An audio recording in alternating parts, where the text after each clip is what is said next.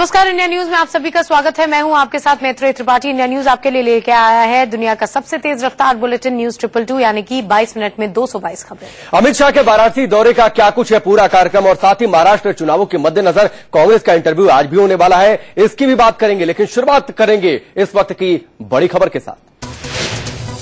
पाकिस्तान में सियासी घमासान जारी है। इमरान खान और धर्मगुरु ताहिर उल कादरी नवाज शरीफ के इस्तीफे की मांग को लेकर रेड जोन में प्रवेश कर गए हैं।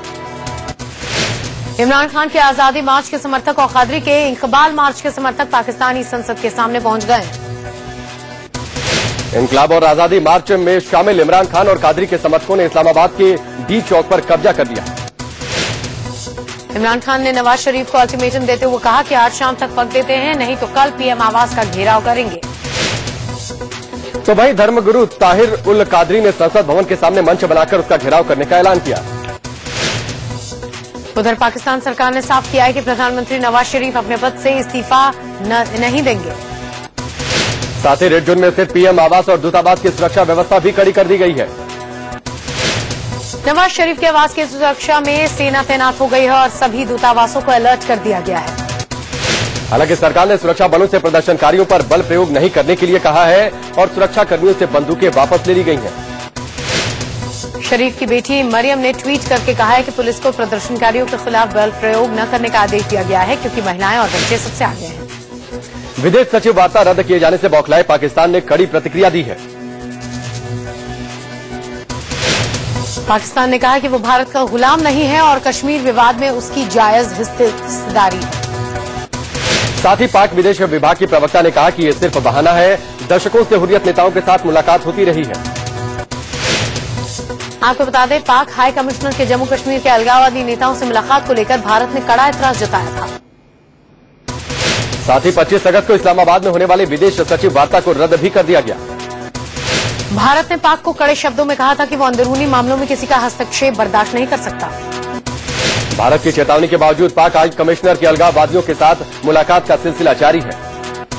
आज हुर्रियत कॉन्फ्रेंस के चेयरमैन मीरवाइज मौलवी उमर फारूक पाक उच्चायुक्त अब्दुल बासिक से मुलाकात करेंगे। इससे पहले मंगलवार को पाक हाई कमिश्नर के अलगाववादियों के साथ मुलाकात का सिलसिला जारी है। आज हुर्रियत कॉन्फ्रेंस के चेयरमैन मीरवाइज मौलवी उमर फारूक पाक उच्चायुक्त अब्दुल बासिक से मुलाकात करेंगे। इससे पहले मंगलवार को यासीन मलिक और सैयद अली शाह गिलानी ने पाक हाई कमिश्नर से मुलाकात की थी। असम के गोलाघाट में कल जमकर बवाल हुआ। प्रदर्शन कर रहे लोगों पर पुलिस ने फायरिंग और लाठीचार्ज किया। पुलिस और प्रदर्शनकारियों के बीच हुई हिंसक झड़प में 2 लोगों की मौत हो गई, जबकि कई घायल हो गए। प्रदर्शनकारियों पर काबू पाने के लिए पुलिस ने उन पर कड़ी राउंड फायरिंग की। फायरिंग का सिलसिला काफी देर तक चलता रहा। इससे पहले पुलिस ने हालात पर काबू पाने के लिए लाठीचार्ज का सहारा लिया। पुलिस ने कई प्रदर्शनकारियों पर जमकर लाठियां चलाई। कई प्रदर्शनकारियों ने पुलिस ने रहम की भीख भी मांगी, लेकिन पुलिस ने उसे भी नहीं बख्शा। दरअसल 12 अगस्त को नगा उग्रवादियों ने असम के 9 लोगों की हत्या करने के साथ ही कई घरों में आग लगा दी थी।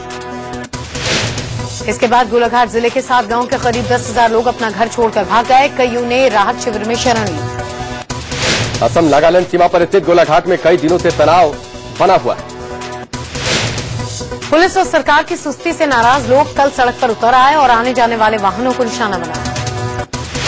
इस मुद्दे पर कल यानी 21 अगस्त को असम के सीएम तरुण गोगोई और नागालैंड के सीएम टीआर जेलियांग के बीच बैठक होने वाली है।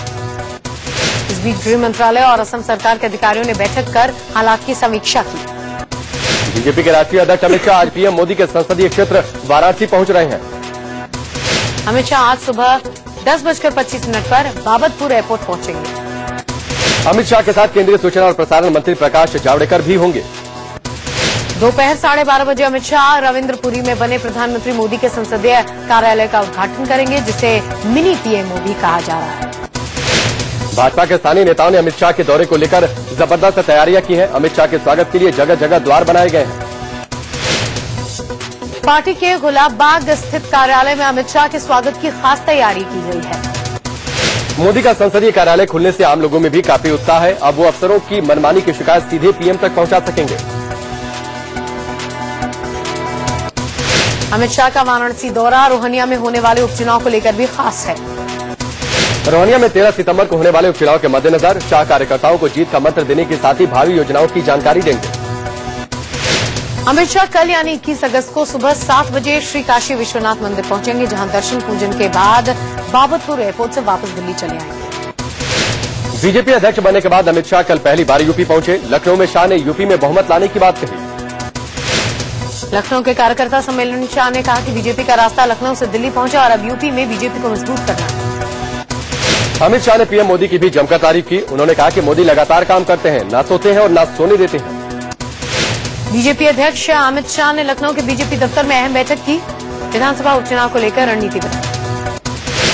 इससे पहले अमित शाह का जोरदार स्वागत किया गया। लखनऊ के बीजेपी दफ्तर में फूल मालाओं से शाह की अगवानी की गई। कल प्रधानमंत्री नरेंद्र मोदी की मौजूदगी में हरियाणा के मुख्यमंत्री भूपेंद्र सिंह हुड्डा की हूटिंग हो गई। दरअसल मोदी कल कैथल में मौजूद थे। इस दौरान हुड्डा जैसे ही भाषण देने आए, बीजेपी कार्यकर्ताओं ने हूटिंग शुरू कर दी। सीएम भूपेंद्र सिंह हुड्डा जब तक भाषण देते रहे, बीजेपी कार्यकर्ता उनके खिलाफ तो पीएम नरेंद्र मोदी के पक्ष में नारेबाजी करते रहे। इस हंगामे से मुख्यमंत्री भूपेंद्र सिंह हुड्डा भड़क गए। कह दिया कि वो अब किसी भी समारोह में या मंच पर प्रधानमंत्री नरेंद्र मोदी के साथ शामिल नहीं होंगे। हुड्डा के मुताबिक कैथल का समारोह एक सरकारी कार्यक्रम था, लेकिन बीजेपी ने इसे अपना समारोह बना दिया। इसके साथ ही हुड्डा ने मोदी पर सरकारी कार्यक्रम में मंच से राजनीतिक भाषण देने का भी आरोप लगाया। इससे पहले मंच पर पीएम नरेंद्र मोदी ने सीएम भूपेंद्र सिंह हुड्डा के साथ भले ही गर्मजोशी से बात की हो, लेकिन अपने भाषण में हुड्डा पर निशाना साधना नहीं भूले।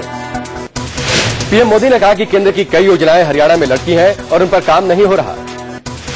कैथल में पीएम मोदी ने भ्रष्टाचार से देश को मुक्त कराने की बात भी कही। दोहराया कि मेरा क्या और मुझसे क्या वाले सिस्टम से देश तबाह हो रहा है।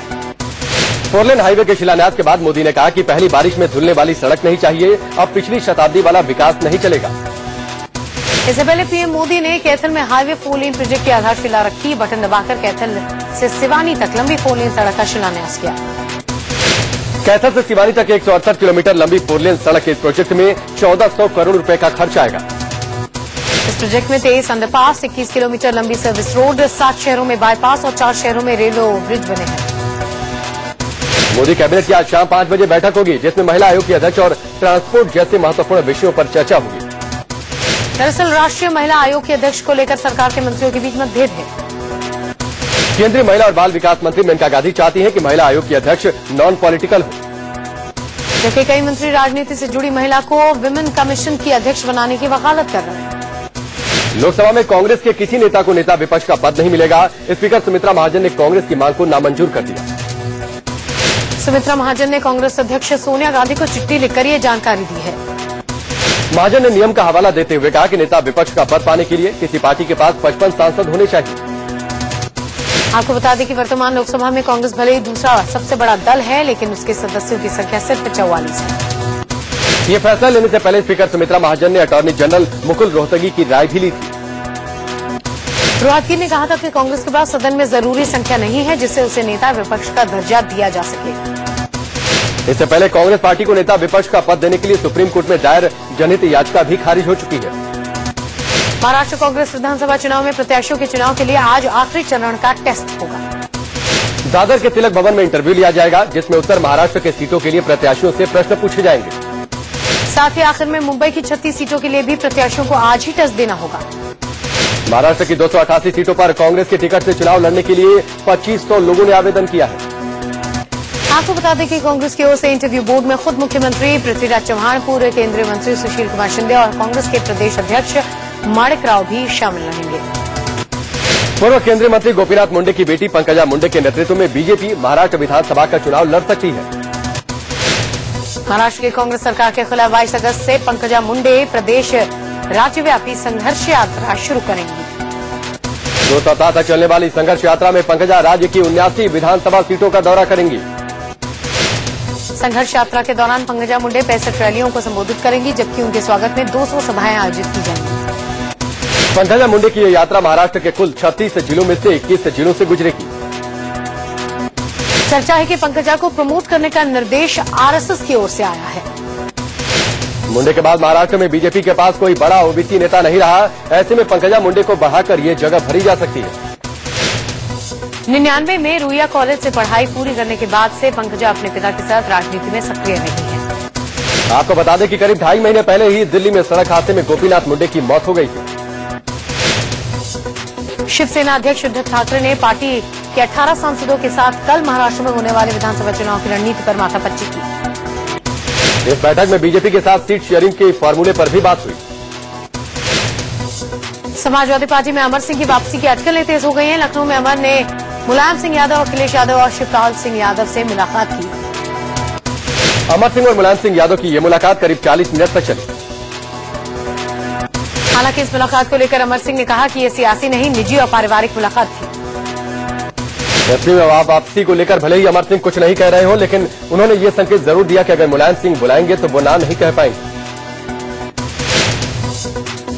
बताया जा रहा है कि अमर सिंह पहले शिवपाल सिंह यादव से मिले, उसके बाद वो अमर सिंह को लेकर मुलायम सिंह के आवास पर गए। आपको बता दें कि 5 अगस्त को भी अमर सिंह ने मुलायम के साथ मंच साझा किया था। अमर सिंह की राज्यसभा सदस्यता भी इसी साल खत्म हो रही है। माना जा रहा है कि वो इसलिए मुलायम से मेलजोल बढ़ा रहे हैं। शरद यादव ने बिहार के मुख्यमंत्री जीतन राम मांझी के बेटे पर यौन शोषण के आरोप को लेकर मांझी का बचाव किया है। शरद यादव ने कहा कि जब 2 बालिग रजामंद हैं तो ये कोई जुर्म नहीं, जबरदस्ती करना जुर्म है।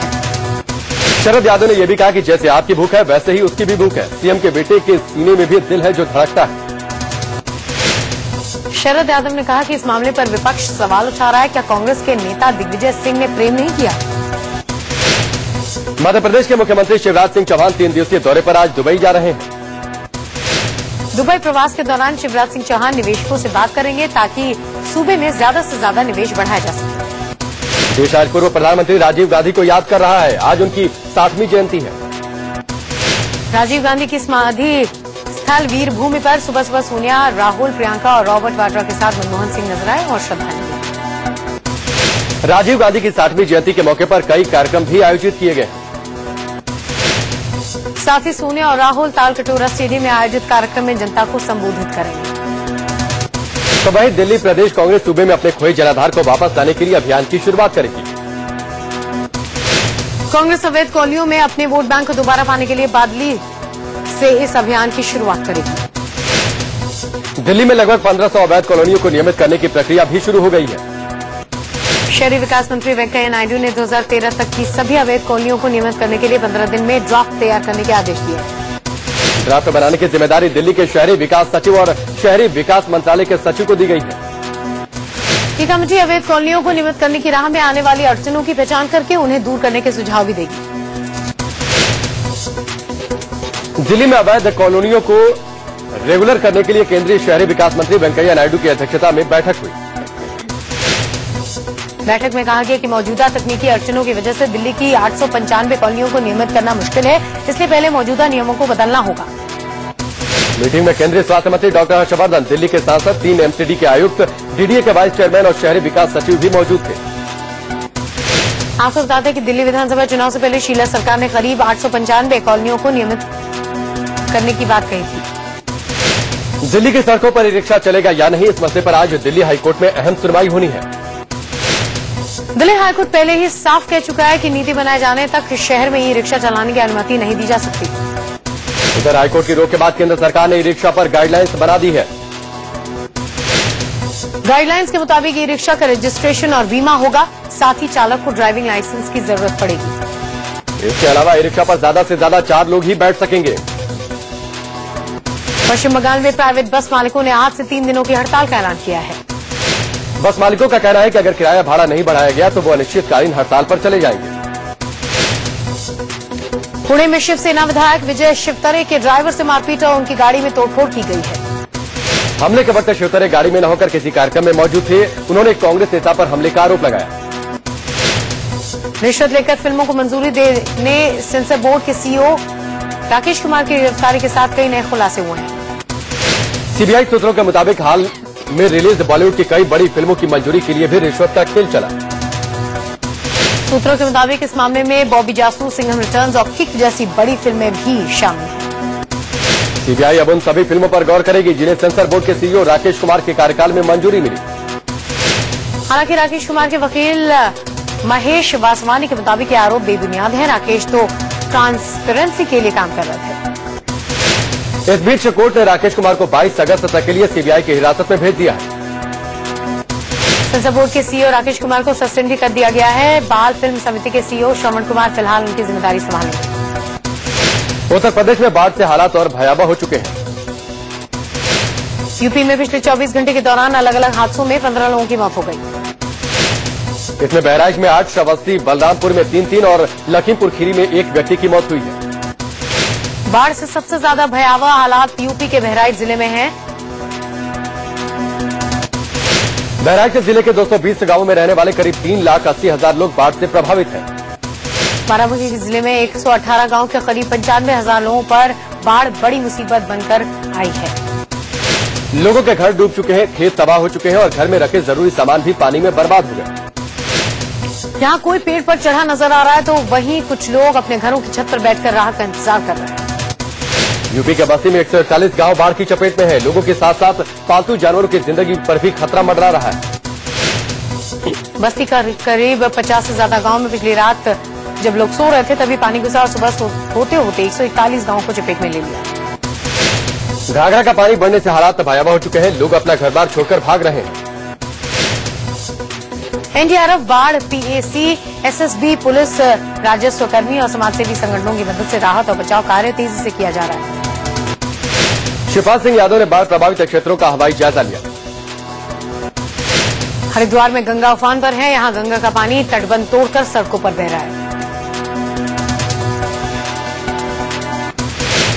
हरिद्वार के जिलाधिकारी कैंप से सिर्फ 1 किलोमीटर दूर बेरंगी कैंप इलाके में बाढ़ का पानी लोगों के लिए मुसीबत बना है। यूपी के मुजफ्फरनगर में सोनाली नदी में उफान की वजह से दर्जनों गांव बाढ़ की चपेट में हैं। मुरादाबाद में भी लोग बाढ़ से बेहाल हैं। असम में ब्रह्मपुत्र नदी का पानी घुसने से 14 जिलों के सैकड़ों गांव डूब गए। लखीमपुर, धेमाजी, सोनितपुर, लगाव, मोरीगांव और डिब्रूगढ़ में बाढ़ की वजह से हालात पूरी तरह बिगड़ चुके हैं। इसके बाद एक बार फिर से आपका बहुत बहुत स्वागत है। खबरों में आगे बढ़ते हैं। Civil rights activist Irom Chanu Sharmila आज रिहा हो सकती हैं। इम्फाल की कोर्ट ने इरोम शर्मिला को तुरंत रिहा करने के आदेश दिए हैं। कोर्ट ने उनके खिलाफ आत्महत्या के प्रयास के तमाम आरोपों को खारिज कर दिया है। इरोम शर्मिला सेना को दिए जाने वाले विशेष अधिकार आफ्सा को रद्द करने की मांग से पिछले 14 सालों से उपवास पर हैं। इरोम को फिलहाल इम्फाल में जवाहरलाल नेहरू चिकित्सा विज्ञान संस्थान में ही नजरबंद रखा गया है। स्पेशल कोर्ट ने वाईएसआर कांग्रेस के मुखिया जगनमोहन रेड्डी की 863 करोड़ रुपए की संपत्ति जब्त करने का आदेश दिया है। जगनमोहन रेड्डी को आंध्र प्रदेश की एक इंफ्रास्ट्रक्चर कंपनी में भ्रष्टाचार और मनी लॉन्ड्रिंग का दोषी पाया गया। पूर्व केंद्रीय मंत्री ए राजा और डीएमके सांसद करीमोजी की जमानत याचिका पर विशेष अदालत आज फैसला सुनाएगी। ए राजा और करीमोजी 2G आवंटन मामले में मनी लॉन्ड्रिंग के आरोपी हैं। कोर्ट की कार्यवाही हिंदी में हो या नहीं, इस पर सुप्रीम कोर्ट के गृह मंत्रालय और कानून मंत्रालय को नोटिस भेजा है। एक जनहित याचिका सुप्रीम कोर्ट में लगाई गई थी जिसमें मांग की गई थी कि पूरे देश में कोर्ट की कार्यवाही और फैसले हिंदी में हो। प्राइवेट कोचिंग संस्थानों के रेगुलेशन को लेकर सुप्रीम कोर्ट ने केंद्र और सभी राज्य सरकारों को नोटिस जारी किया है। स्टूडेंट्स फेडरेशन ऑफ इंडिया ने इसे लेकर एक जनहित याचिका भी दायर की है। दिल्ली में सरकार को लेकर असमंजस की स्थिति के बीच सुप्रीम कोर्ट ने केंद्र सरकार से जवाब मांगा है। सुप्रीम कोर्ट ने पूछा कि दिल्ली विधानसभा भंग की जाए या नहीं। नोएडा के सेक्टर 122 में लकड़ी के गोदाम में भीषण आग लग गई। आग से सारा माल खाक हो गया। दमकल की करीब 20 गाड़ियों ने आग पर काबू पाया। दिल्ली के आनंद विहार रेलवे स्टेशन पर एक लड़के का शव मिला। मृतक की पहचान गुरजंत सिंह के नाम से हुई है। बताया जा रहा है कि गुरजंत गंगानगर का रहने वाला था। बताया जा रहा है कि लाश पिछले 2 दिनों से यहां पर पेड़ से लटकी थी। गाजियाबाद के लोनी इलाके में 4 बिजनेसमैन पर बदमाशों ने हमला कर दिया। दरअसल बदमाशों ने इनके दफ्तर पर ताबड़तोड़ फायरिंग कर दी जिसमें 2 को गोली लगी और 1 को कांच का टुकड़ा लगा। तीनों बिजनेसमैन को हॉस्पिटल में भर्ती करवा दिया गया है। साथ ही पुलिस ने मामले की जांच शुरू कर दी है। हरियाणा के पंचकुला में छेड़छाड़ से परेशान एक नाबालिग लड़की ने खुदकुशी कर ली। बताया जा रहा है कि जब मंजिलों को लड़की के परिवार ने समझाया तो उन्होंने घर में घुसकर गुंडागर्दी की और धमकी दी। अब लड़की के खुदकुशी करने के बाद पुलिस ने 4 आरोपियों के खिलाफ मामला दर्ज किया। बदायूं रेप और मर्डर केस में नया मोड़ आ गया है। सूत्रों के मुताबिक फोरेंसिक रिपोर्ट में पीड़ित लड़कियों के कपड़ों पर आरोपी के डीएनए नहीं मिले हैं। सूत्रों की माने तो सीबीआई अब इस मामले को नए एंगल से देख रही है। सीबीआई को centre for DNA figure printing and diagnostics से रिपोर्ट मिल चुकी है। बताया जा रहा है कि इस रिपोर्ट से आरोपियों को पकड़ने में एजेंसी को मदद मिलने की संभावना है। सूत्रों के मुताबिक सीबीआई को एम्स के फोरेंसिक विशेषज्ञ की अध्यक्षता में 3 सदस्यीय मेडिकल बोर्ड की रिपोर्ट का इंतजार है। फैजाबाद के खंडासा थाना क्षेत्र में अपहरण के बाद युवती से गैंगरेप और हत्या मामले में हंगामा जारी है। मामले की जांच में जुटी पुलिस की कार्यशैली से नाराज लोगों ने खंडासा में फिर हंगामा किया। लोगों की नाराजगी तब सामने आई जब गैंगरेप और हत्या मामले को जिलाधिकारी ने प्यार के चक्कर से जोड़ने की कोशिश की। डीएम के बयान से गुस्साए लोगों ने खंडासा की अस्थायी पुलिस चौकी को आग के हवाले कर दिया। वहीं दूसरी तरफ फैजाबाद में तनाव के बीच आला अधिकारियों की हैरान करने वाली तस्वीरें दिखी। सीआरपीएफ के कार्यक्रम में डीआईजी, सीडीओ समेत कई अधिकारियों ने ठुमके लगाए। ये तस्वीरें 18 अगस्त यानी उस रात की है जब पुलिस गैंगरेप पीड़ित छात्रा के शव को जबरन दफन करवा रही थी। यूपी के रायबरेली में एम्स बनाने वाली कंपनी से 2 करोड़ रुपए की रंगदारी मांगने और धमकी देने का मामला सामने आया। कंपनी के प्रोजेक्ट मैनेजर कैलाश चंद्र ने बीजेपी नेता पुष्पेंद्र सिंह पर रंगदारी और धमकी देने का आरोप लगाया। बीजेपी नेता के खिलाफ 2 अलग अलग थानों में मामला दर्ज कर दिया गया है। पुलिस ने मामले की जांच शुरू कर दी है। वाराणसी में खिसते शूटर की हत्या कर दी गई। पुलिस को आपसी रंजिश में हत्या का शक है। हत्या के बाद इलाके में तनाव का माहौल है। यूपी के गाजीपुर में एक शख्स ने अपनी पत्नी और बेटे समेत परिवार के 4 लोगों की गोली मारकर हत्या कर दी। गंभीर रूप से घायल 4 को हॉस्पिटल में भर्ती करवा दिया गया। बताया जा रहा है कि आरोपी का अपने भाई से ऑटो रिक्शा की वजह से विवाद हुआ था। कानपुर के पनकी इलाके में पुलिस पर हमला हो गया। बताया जा रहा है कि एक शख्स ने चौकी इंचार्ज को डंडे से बुरी तरह से पीटा। गंभीर रूप से जख्मी चौकी इंचार्ज को अस्पताल में भर्ती करवा दिया गया है। इलाहाबाद में बदमाश ने सरिया में एक छात्रा को गोली मार दी। घायल छात्रा को हॉस्पिटल में भर्ती करवाया गया। वारदात को लेकर छात्रों में जबरदस्त नाराजगी है। छात्रों के मुताबिक छेड़खानी के विरोध करने गई मारी गई गोली। फिलहाल पुलिस ने केस दर्ज कर लिया है। आरोपी की तलाश भी जारी है।